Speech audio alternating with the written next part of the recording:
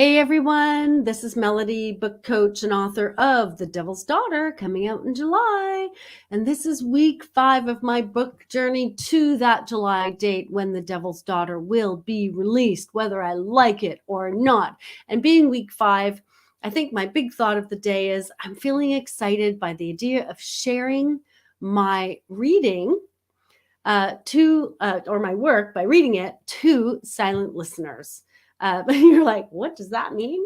I'm going to explain. But first, what did I do this week?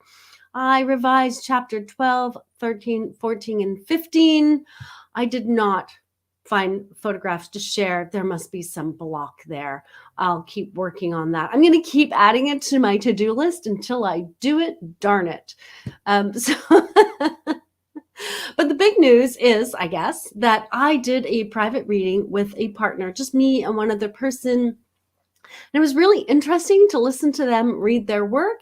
And I loved what she did because she kind of revised it as she went. She'd read something and then, she'd kind of get tongue-tied over something specific. And then let me work that out. And she'd work it out and then she'd read.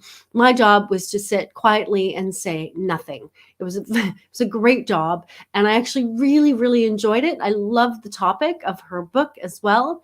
And then she sat and listened while I read my book. And I'll tell you, you really get a sense of the rhythm and you realize where your tongue gets tied. I heard my words and I felt inspired by the words that I felt were right, that they just came out so well. And I noticed when I was using too many words or repeating myself and saying stuff too often, or I was using too few words and not giving enough to my reader. Or when my sentences were really, really long and complicated and ick. And when my words didn't flow, I really got a sense of all of that. I learned so much. And now, I always suggest to people that they read their work out loud to themselves as part of a revision or an edit. It's a really good way to revise and edit your work. I've never really thought about reading out loud to another author while you're both in the revision process, because that was a slightly different experience. It really changed the experience. Reading out loud to another person whose only job was to listen, no comments, no editing, no judgment. It was pretty surreal. And I received this person's attention. It was a gift.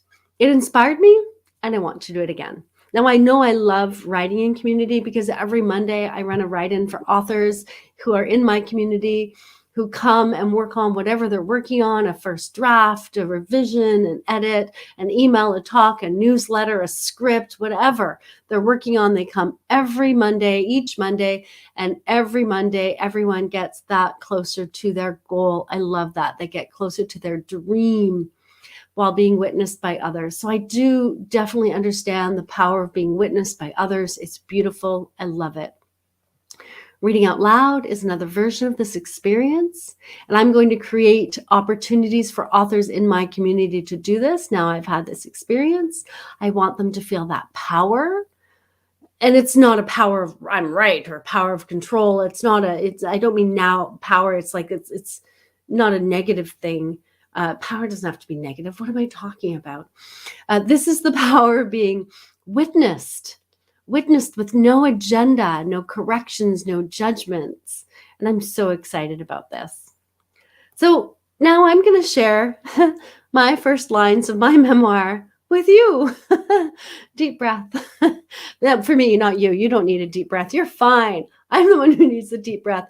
Whew. Here we go. Chapter 1. Forgettable.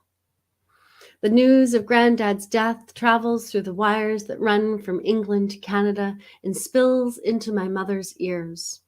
The words finally reach the depth of her heart, which drains, taking the color from her cheeks. Do the wires run under the ocean? How many miles of wires does it take to announce a death? My grandfather is dead. The cancer in his brain has finally taken his life. I remember his silence on our last visit. He sat quietly beside grandmother while she chittered away with the family.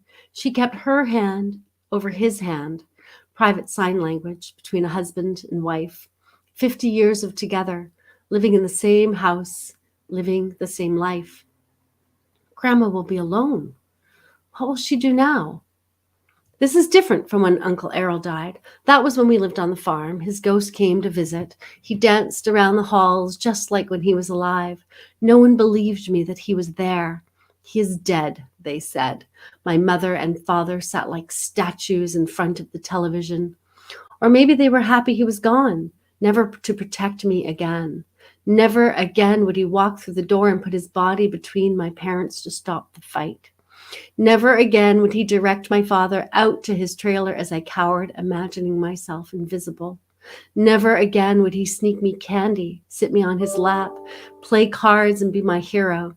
I cried that night until my pillow was wet and I had to turn it over and start again. I have no tears for my grandfather. I barely remember him, but he was my granddad and I should feel sad. I try to cry, but I fail. Instead, I go to bed, hoping to dream of him. The next morning, my mother tells me she is leaving for England. She is going to help Grandma and to attend the funeral. She is leaving without me. I beg her to take me with her. I went to Uncle Errol's funeral and I promised not to touch Grandfather as he lies quietly in his casket. I promised not to ask annoying questions about why he's wearing makeup or how they dressed him or why in a new suit. I promised to make Grandma laugh and I won't ask her for tea or tea cakes or to take me to the park.